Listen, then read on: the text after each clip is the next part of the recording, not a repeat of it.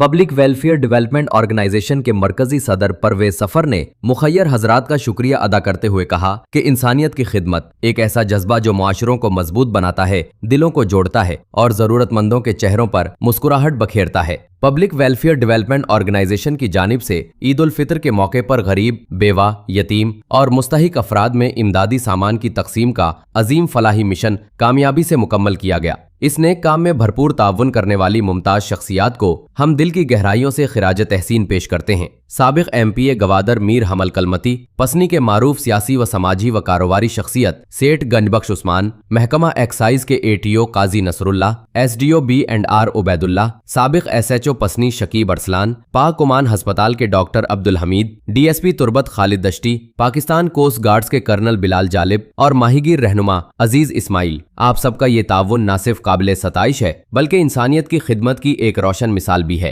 Public welfare development organisation को आप जैसे मुखय्यर हजरात पर फख्र है और हमें उम्मीद है कि आप आइंदा भी इसी जज्बे के साथ कार खैर में अपना हिस्सा डालते रहेंगे। आएं, मिलकर खुशियों को बांटें, जरूरतमंदों का सहारा बने और एक बेहतर मुआशरे की तामीर में अपना किरदार अदा करें। पब्लिक वेलफेयर डेवलपमेंट ऑर्गेनाइजेशन, इंसानियत की खिदमत हमारा मिशन।